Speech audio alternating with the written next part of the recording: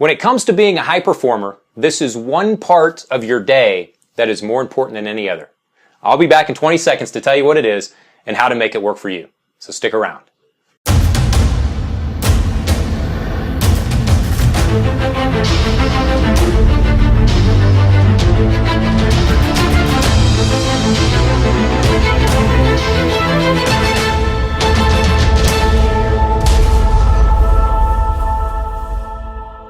Okay, welcome gamers to preseason training day 10 inside of the extraordinary game of entrepreneurship and how to play it. My name is Chris White. I am the game master. In my role today in the game, it's mission critical, and that role is to disrupt your thinking. Now, why do I want to do that? Because I want to empower you to live outside of your phone booth so that you can share your extraordinary with the world. Now, if you're here with us for the first time today, you might be thinking to yourself, what in the heck does living outside of your phone booth have to do with anything? Well, let me just ask you this question. What would have happened had this guy, Superman, never gotten out of the phone booth? I mean, quite literally, what would have happened?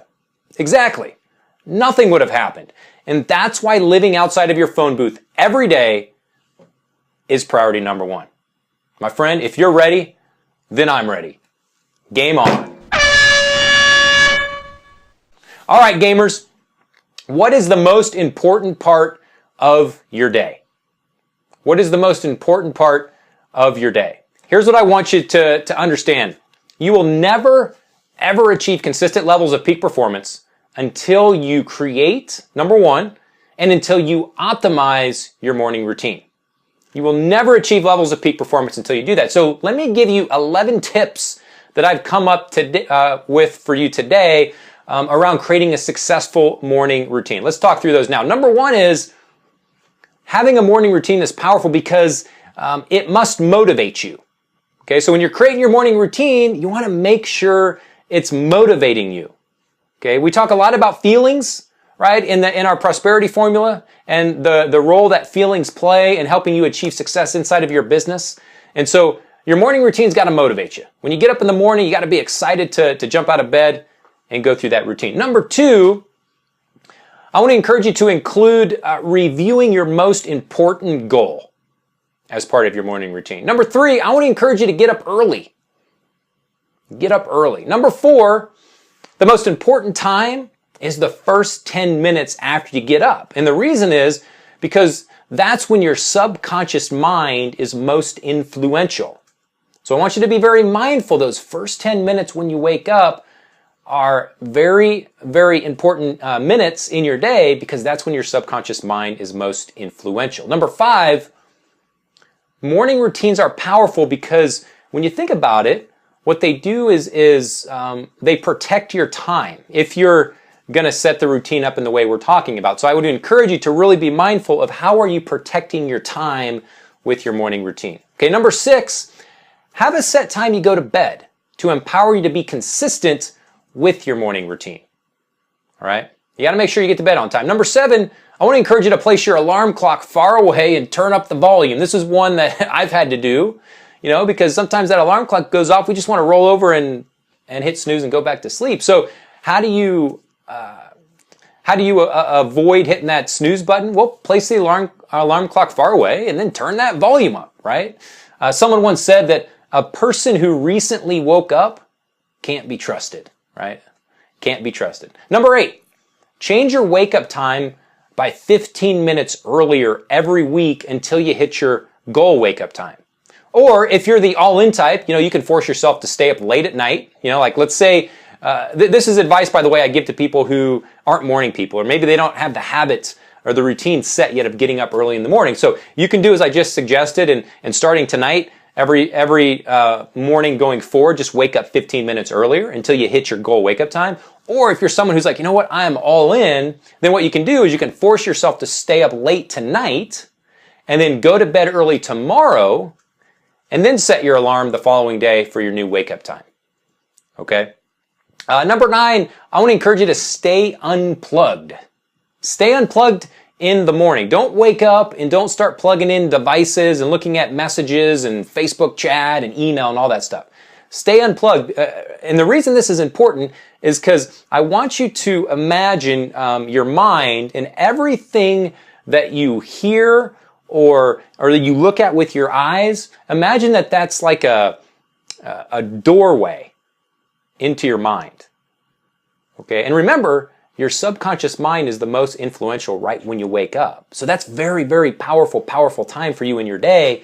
You don't want to pollute your mind or even risk polluting your mind by looking at an email that's going to piss you off, or by reading a Facebook message that's going to get you thinking about something you don't really want to be thinking about. Okay, so my encouragement is stay unplugged throughout your morning routine. Number 10, don't slack on the weekends. It's really easy to wake up on Saturday and Sunday and just slack. Oh, it's the weekend, right? Our culture has conditioned a lot of us to just think the weekend is the time to just do nothing, to be lazy. Okay, don't slack on the weekends because that's going to kill your rhythm. Okay, number 11, here are some things to include in your morning routine. Number 1, I want to encourage you to include drinking water. Okay, your body is most dehydrated in the morning, and so what I do is I drink one of these every morning, like in the first 10 minutes when I wake up. Okay, this is 40 ounces. I just get up and I just pound one of these down, and that gets the system rolling. Okay, another thing I'd encourage you to consider putting into your morning routine is quiet time. Meditation or prayer, for example. Quiet time. Physical exercise. Include that in your morning routine for obvious reasons. Visualization of your goals. Okay, we've talked about in previous trainings to really review and to go through your goals first thing in the morning. Okay, this is going to keep your subconscious mind focused on solutions. Remember, your subconscious mind is most influential first thing in the morning. Put that goal back on top of your subconscious mind and let your subconscious mind go to work, start creating those solutions for you. And then the last thing I want to encourage you, and there's other things we could obviously be here for 20 minutes talking about things we might want to include, but these are things that I think are at the top of the list. And the last thing is a healthy breakfast of high proteins and slow carbs. Okay, now slow carbs would be something that's high in fiber, that's low in sugar, that has little to no processing. So you might think organic eggs with salsa, for example, sauerkraut and sliced avocado, right? That just happens to be my breakfast.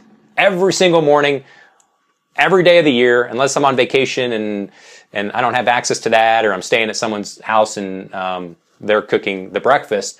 But if I'm in control of the breakfast, it's organic eggs with salsa for some taste, sauerkraut, sliced avocado every single morning. That's my breakfast. Okay, so just make sure you get a healthy breakfast. Breakfast is important.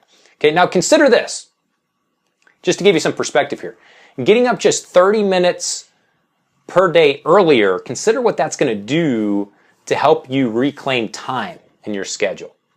Okay, it's going to add 3.5 hours to your week. What could you get done with an additional 3.5 hours?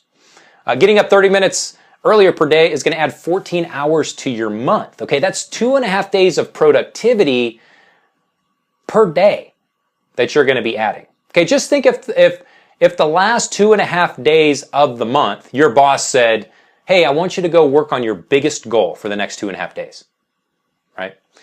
Getting up 30 minutes earlier is going to add 168 hours to your year. That's 28 additional days of work. Now, ask yourself, what if you got up 60 minutes earlier?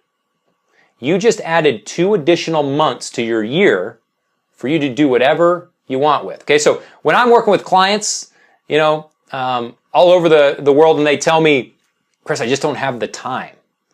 The first thing I do is I say, walk me through your day.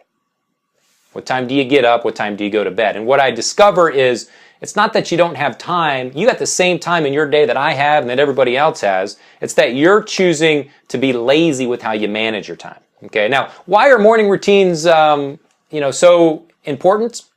I mean, for obvious reasons, we all are familiar with morning routines, but famous athletes, successful business people, even presidents are using morning routines. So kind of my last-ditch argument is, hey, if it's good enough for them, right, it should be good enough for you.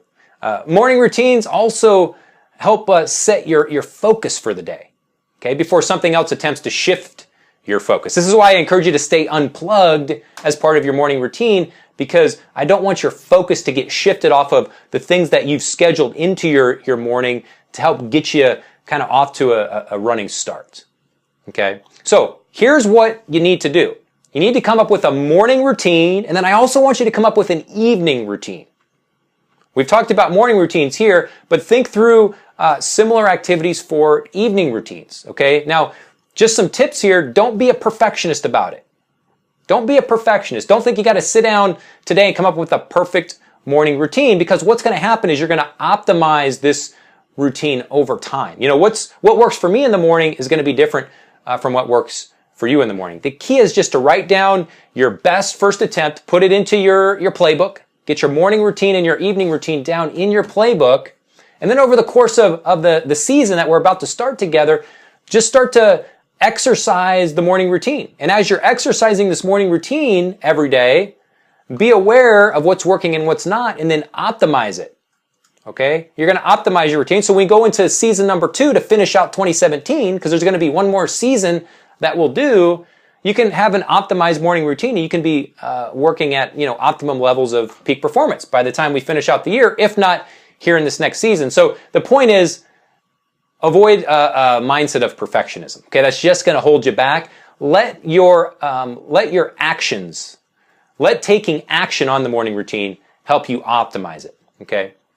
Now here's my morning routine. If you're curious what I do in the mornings, I typically get up around 5 a.m. I'll do a 15-minute run. If it's running day, I'll do 90 minutes of writing or journaling ideas.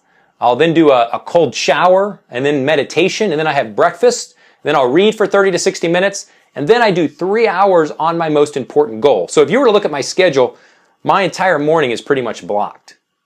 Okay, now I can do that because I work from home. I'm a full-time work from home entrepreneur, a full-time work from home dad. So I'm in control of my schedule 100%. I don't have to answer to anybody. And so I just block out my entire morning, and that's what I have that works for me. Your morning may look different than mine. Okay, so you just got to find something that works for you. Now, why do you need to do this? Why is this morning routine stuff so important for you to really anchor your mind to? And one of the big reasons is because morning routines allow you to leverage your willpower. Okay, now if you've ever studied willpower, what you understand is we all have a limited amount of willpower every single day when we wake up. And so the minute you wake up, your willpower starts to deplete. Okay, so think of it like a muscle. Okay, think of your willpower like a muscle. This is something that you have to exercise. Okay, and as you're exercising your willpower muscle throughout the day, you're fatiguing the muscle. Okay, so this is why having a morning routine is so powerful, so that you can make sure that you're maximizing that part of your day. Morning routines, typically what we find is peak energy is in the morning. You have your peak energies in the morning. So let's get up in the morning and let's hit home runs. The other thing that I want you to hear me say is that how you start matters. How you start your day really matters. And guess what? How you finish your day matters too, because how you finish your day is what's going to jumpstart you into how you start your day. Okay, so that's why we're talking about looking at an evening routine as well. Okay, so just remember, you will never achieve consistent levels of peak performance until you create and optimize your morning routine. So I want you to consider this. You are right where you are because right where you are is exactly where you want to be. Think about that. You are right where you are because right where you are is exactly where you want to be. Okay? There's no excuses here. Do whatever it takes, because this one concept that we've talked about today, the idea of creating the morning routine, will literally change your life. Will literally change your life. So your homework, get the morning routine and the evening routine into your playbook. And let me leave you with a quote. Here's the quote. It's not difficult, it's discipline. Okay, write that in big bold letters inside your playbook. You can read it every day. It's not difficult, it's discipline. When that alarm goes off in the morning and you're thinking about hitting snooze, say to yourself, it's not difficult to get up. It's discipline. On that note, my friend, I'll be back tomorrow to talk to you about one of the biggest non-negotiables for winning. Okay, without this in your execution plan, what we're going to talk about tomorrow, without this in your business, it's impossible to win.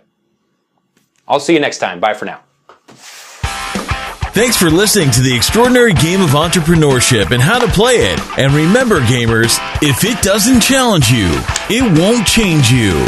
So get out of your phone booth and go share your extraordinary with the world.